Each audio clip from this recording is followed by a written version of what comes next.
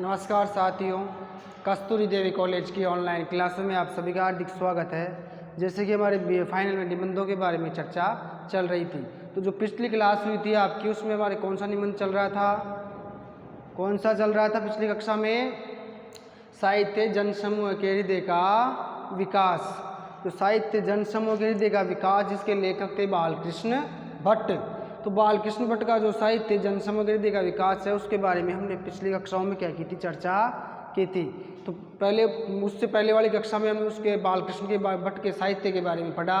फिर नेक्स्ट उसके बाद हमने जो निबंध था आपके साहित्य जनसमूह के हृदय का विकास है, तो किस प्रकार से साहित्य जो जनसाधारण मनुष्य है उनके हृदय का विकास किस प्रकार से उनके हृदय का विकास है, वो सारा हमने कल विस्तार से उन निबंध के बारे में चर्चा की थी कि कैसे साहित्य जनसमूह के हृदय का विकास था।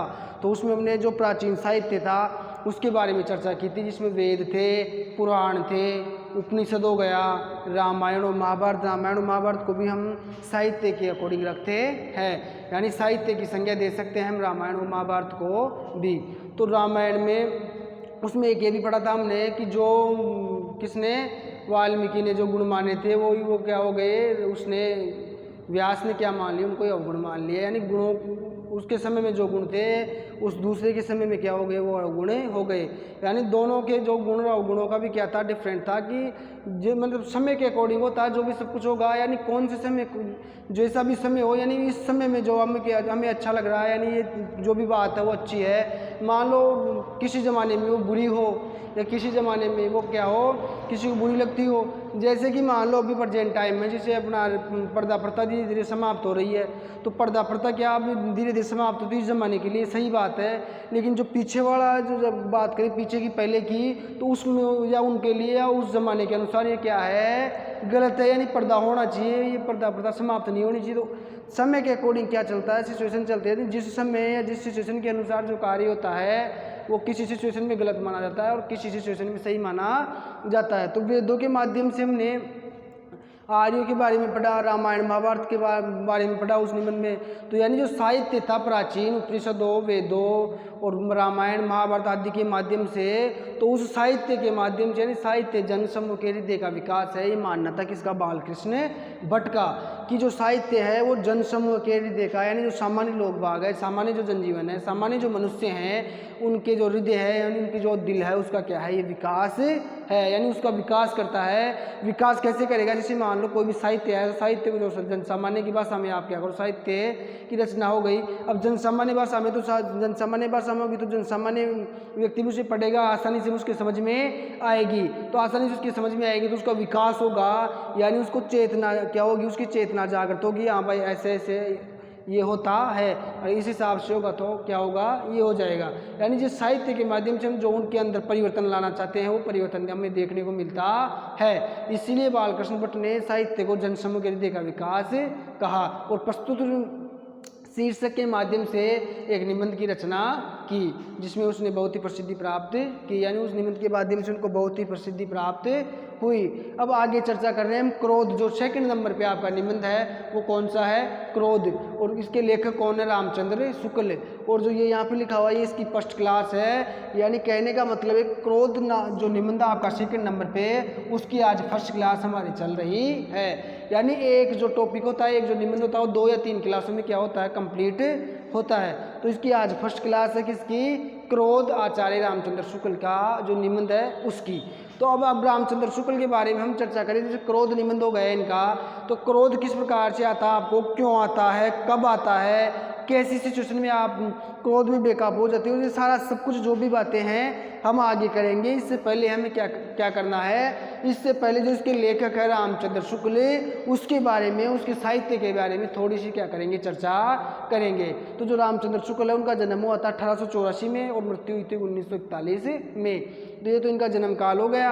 और बात करें इनके साहित्य की, तो इनके साहित्य में जो भी विशेषताएं थी, किस प्रकार का इन्होंने साहित्य लिखा, उसके बारे में चर्चा करते हैं। तो आधुनिक हिंदी आलोचना के सूत्रपात करता, यानी जो आधुनिक हिंदी आलोचना है, यानी जो आलोचना विधा है हिंदी की जो आधुनिक युग में चली थी, उस आलोचना विधा के क्या है सूत्रपात करता है, यानी उनकी शुरुआत किसने की, यानी आधुनिक जो गद्य विधा है आलोचना, उसकी शुरुआत की है आचार्य रामचंद्र शुक्ल ने।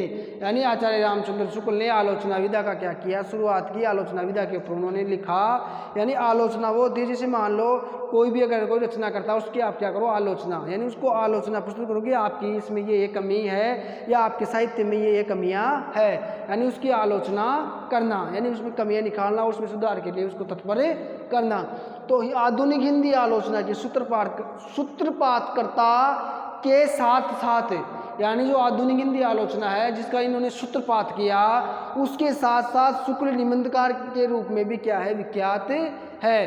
कहने का मतलब है जो हिंदी आलोचना है उसका सूत्रपात तो किन्होंने कर दिया, रामचंद्र शुक्ल ने किया है। हालांकि मान ली हमने बात कि जो हिंदी आलोचना है उसकी शुरुआत किसने की, आचार्य रामचंद्र शुक्ल ने, यानी आलोचना विधा की शुरुआत कर दी। लेकिन उसके साथ साथ ये एक अच्छे निबंधकार भी माने जाते हैं, यानी एक अच्छे निबंधकार माने जाते हैं। तो निबंध क्षेत्र में भी इन्होंने क्या की, ख्याति प्राप्त की।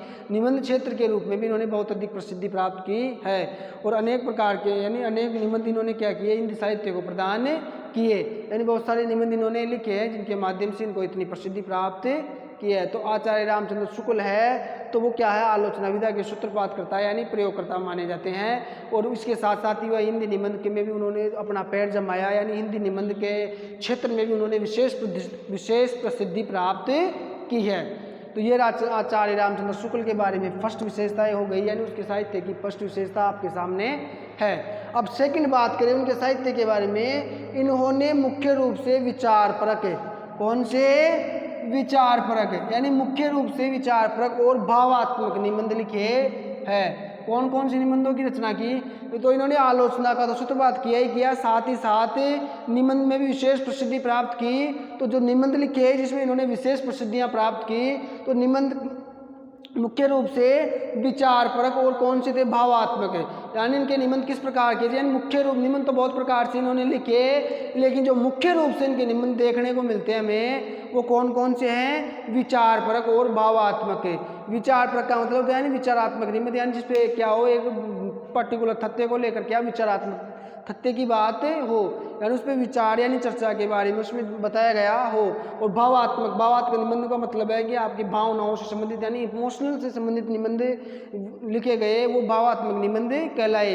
तो निबंध कैसे थे, विचारपरक, यानी विचारणीय बिंदुओं पर इन्होंने क्या किया, निबंध लिखा, यानी ऐसे बिंदुओं को लिया जिस पे क्या करना चाहिए हमको, उन पे विचार करना जरूरी है, यानी विचारणीय बिंदुओं को लेकर के इन्होंने निबंध लिखे, इसलिए इनके निबंध विचारपरक कहलाते हैं। यानी विचारणीय बिंदुओं पर क्या किया, इन्होंने निबंधों की रचना की। और भावात्मक यानी लोगों की भावनाओं से संबंधित निबंध लिखे, यानी भावों को लेकर के, भावों का क्या किया इन्होंने विशेष स्पेशल तरीके से क्या किया, अपने निबंधों में स्थान दिया है। निबंधों के माध्यम से लोगों की भावनाओं का अच्छे से वर्णन किया है या भावात्मक निबंधों की रचना की है।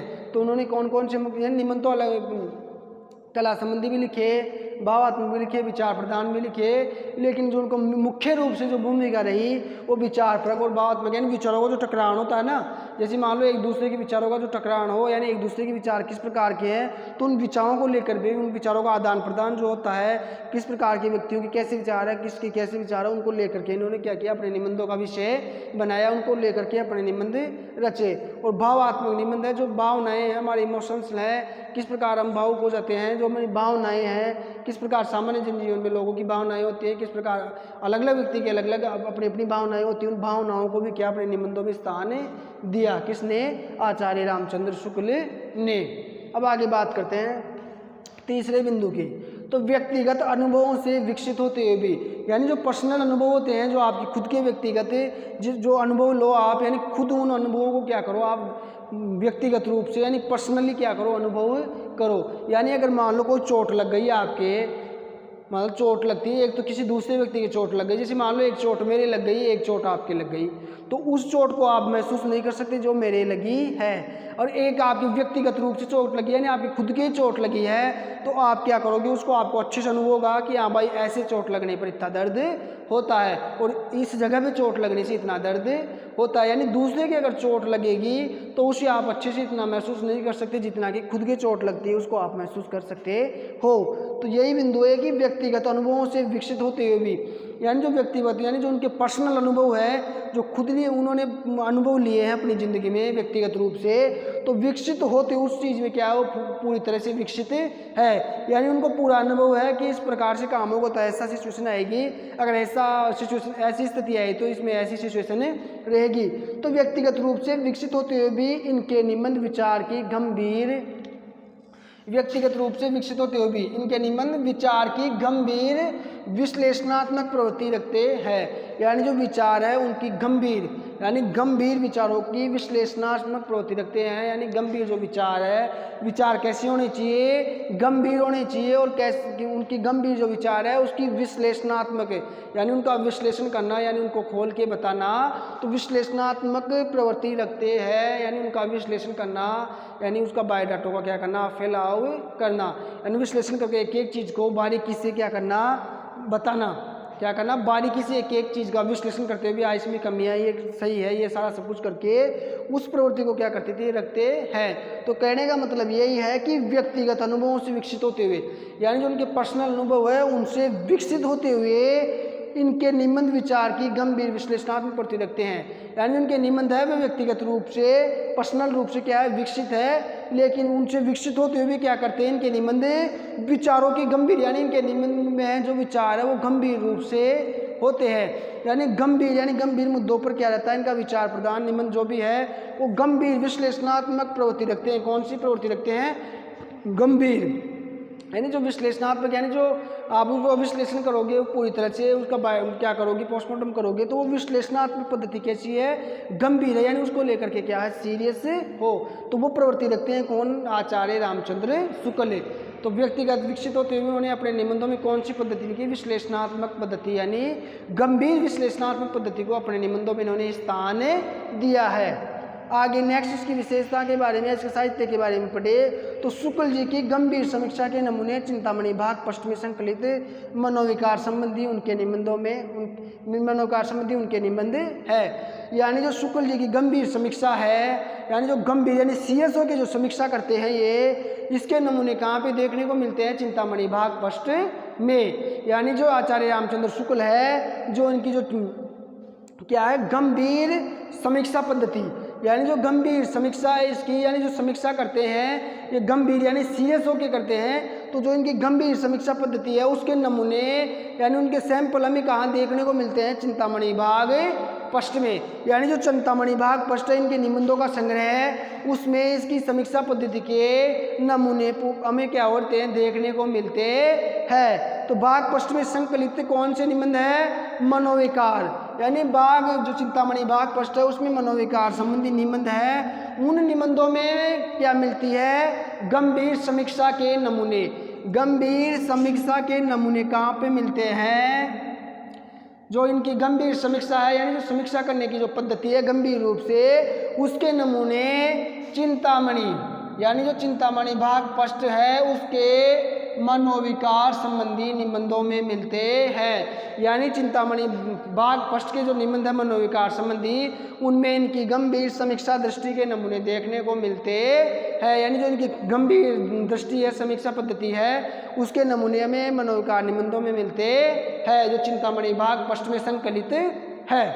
आगे बात करें, परंपरा के जीवित अंशों को समसामयिक संदर्भों में प्रकृति चलना और सचेत चिंतक की भांति हस्तक्षेप करना उनका लेखकीय स्वभाव है। यानी जो परंपरा है कि जीवित अंशों को, यानी जो परंपरा है जिसके अंश चल रहे हैं जीवित यानी सजीव अंश है, उनको समसामयिक संदर्भों में, कौन से संदर्भों में, समसामयिक यानी जो करंटली अभी जो ताज़ा घटनाएं घटित हुई उसमें, तो समसामयिक यानी जो ताज़ा संदर्भ है उसमें, तो समसामयिक संदर्भों में परखते चलना, यानी वर्तमान रूप में उसको क्या करो, परखते हुए चलो।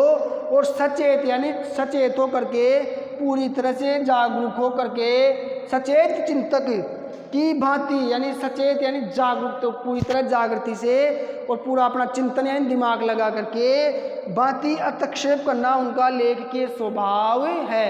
यानी जो उनका लेखकीय है, यानी जो नॉर्मली उनका लेखक के रूप में जो स्वभाव है वह कैसा है, समसामयिक, यानी जो करंट के जो ताज़ा घटनाएं घटित होती हैं उनके संदर्भों को परखते चलते हैं, यानी उन संदर्भों को क्या करते हैं, वो परखते हैं, और परखते हुए क्या करते हैं, वो परखते हुए चलना और सचेत चिंतन, परखते हुए चलते हैं और चिंतन के साथ सचेत, यानी बुद्धि की उस चेतनात्मक बुद्धि के अकॉर्डिंग, यानी बुद्धि को पूरी चेतनावस्था में रखते हुए क्या करते हैं, हस्तक्षेप करना उनका लेखकीय स्वभाव है, यानी परखते चलना और सचेत चिंतक के रूप में की भांति हस्तक्षेप करना उनका लेखकीय रूप है। कौन सा रूप है, लेखकीय। तो कैसा हो गया उनका लेखकीय रूप, कैसा हो गया उनका लेखकीय रूप, कैसा हो गया, यानी कि जो लेखक के रूप में उनका जो रूप है, यानी लेखक के रूप में जो प्रसिद्धि है वो किस प्रकार से है, जीवित अंशों को, कहने का मतलब ये है जो अंश अभी मौजूद है, यानी जिनके बारे में वो वर्णन करना चाहता है उनके समसामयिक संदर्भ, कैसे संदर्भ होने चाहिए, समसामयिक, यानी अभी अभी ताज़ा घटनाएं जो घटित हुई है वो उन समसामयिक संदर्भों को परखते चलना, यानी जो ताज़ा घटना है उनको क्या करते हैं, ऐसे नहीं कोई ताज़ा घटना है तो उसको ऐसे उठा लिया, यानी ताज़ा घटना को क्या करते हैं, पूरी तरह से क्या करते हैं, वो परखते हैं, और सचेत चिंतक, यानी पूरी तरह से चेतनावस्था में रहते हुए उसका क्या करते हैं, चिंतन करते हैं, और चिंतन सचेत चिंतन की बात ही हस्तक्षेप करना, तो उनमें जो हस्तक्षेप करते हैं यानी खुद का जो उसमें व्यवधान डालते हैं, तो पूरे सचेत यानी पूरी तरह से चेतनावस्था में रहते हुए हस्तक्षेप करते हैं, और उनका ये लेखकीय स्वभाव हो गया, यानी उनका ये स्वभाव पूरी तरह से क्या हो गया, प्रचलित हो गया, उनका ये स्वभाव ही प्रचलन में आ गया, क्या हो गया, प्रचलित हो गया। अब आगे नेक्स्ट बिंदु के बारे में चर्चा करें तो इनके निबंधों में जिज्ञासा, क्या, जिज्ञासा, जिज्ञासा का अर्थ होता है जानने की इच्छा, क्या होता है, जानने की इच्छा,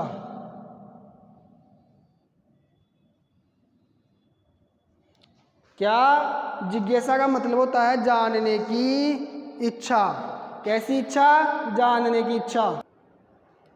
तो कहने का मतलब ये है कि इनके निबंधों में जिज्ञासा, जिज्ञासा का मतलब है जानने की इच्छा, क्या, यानी कुछ जानने की क्या हो, इच्छा हो। तो इनके निबंधों में जिज्ञासा, विचारों की मौलिकता, जो विचार है यानी जो इनके निबंध आएंगे उनमें जो विचार आएंगे तो उन विचारों की क्या होनी चाहिए, मौलिकता होनी चाहिए, यानी वो मौलिक यानी मूल रूप में होने चाहिए, ऐसे नहीं कि वो मौलिक ना हो।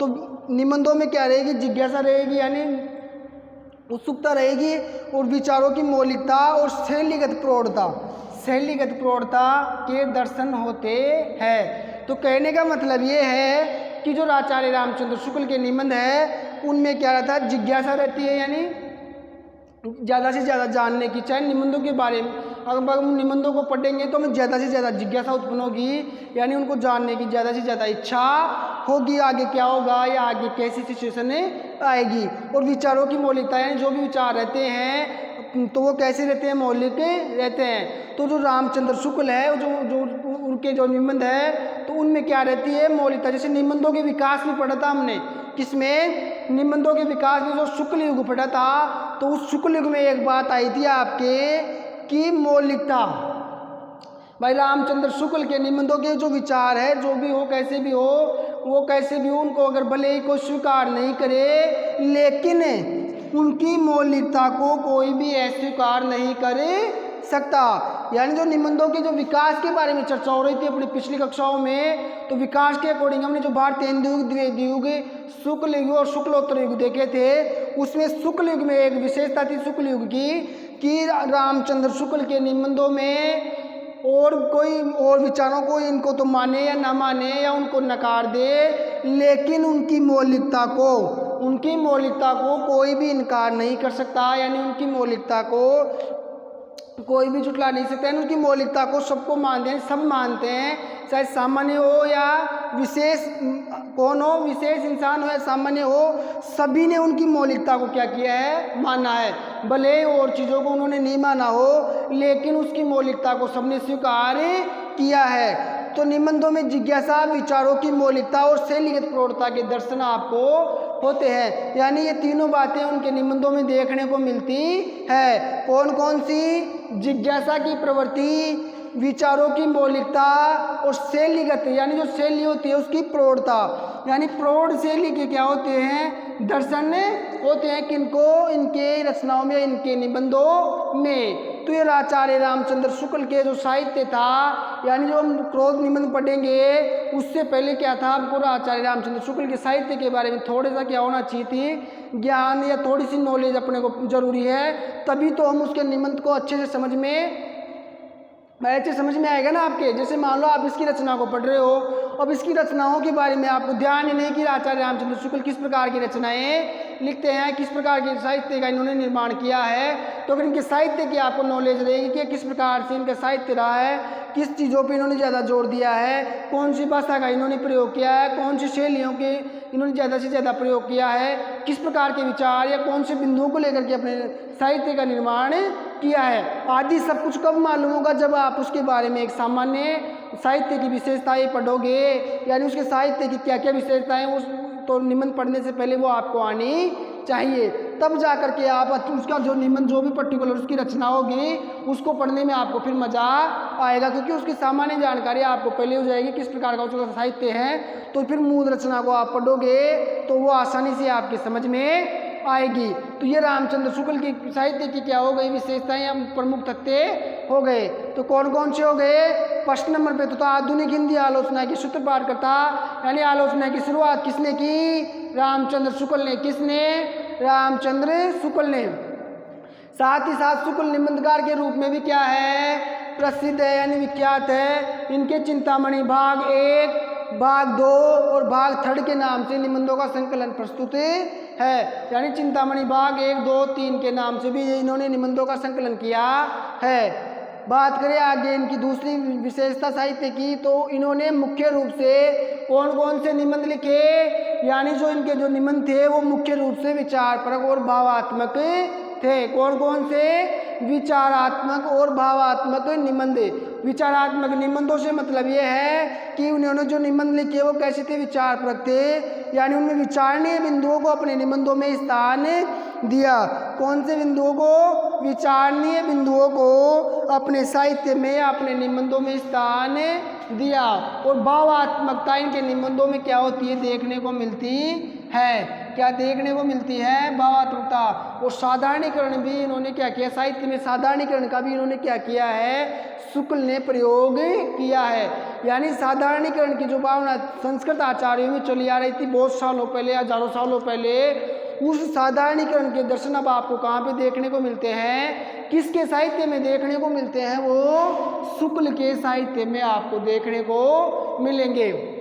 तो जो हजारों साल हो या 1000-2000 सालों पहले जो परंपराएं थी, जिस साधारणीकरण का आपको संस्कृत साहित्य में देखने को मिलते था, उसको इन्होंने किस में अपनाया? अभी वर्तमान में यानी जो लिखे थे इनका जो तत्कालीन समय था उसमें इन्होंने साधारणीकरण की भावना को क्या किया? प्रस्तुत किया अपने साहित्य के या अपने निबंधों के माध्यम से। अब बात करें आगे, तो व्यक्तिगत अनुभवों से विकसित होते हुए, यानी व्यक्तिगत रूप से क्या थे? विकसित थे, यानी पूरी तरह से व्यक्तिगत रूप से इनका क्या हो गया था? विकास हो गया था, यानी परिपक्व थे व्यक्तिगत रूप से। तो व्यक्तिगत रूप से विकसित होते हुए भी इनके निबंध विचार की गंभीर विश्लेषणात्मक प्रवृत्ति रखते हैं। यानी विचार व्यक्तिगत अनुभवों से विकसित होते हुए भी क्या रखते हैं? गंभीर विश्लेषणात्मक प्रवृत्ति रखते हैं। कौन सी प्रवृत्ति रखते हैं? गंभीर विश्लेषणात्मक प्रवृत्ति। आगे बात करें इसकी विशेषता की, तो शुक्ल जी गंभीर समीक्षा के नमूने चिंतामणि भाग फर्स्ट में मिलते हैं। यानी जो गंभीर समीक्षा है उसके नमूने कौन सी जगह मिलेंगे? चिंतामणि भाग फर्स्ट। यानी जो उनके निबंधों का संग्रह है चिंतामणि भाग फर्स्ट 1, 2 और 3, यानी चिंतामणि के 3 भाग है, फर्स्ट, सेकंड, थर्ड। तो फर्स्ट में गंभीर समीक्षा के नमूने मिलते हैं। कौन सी समीक्षा के?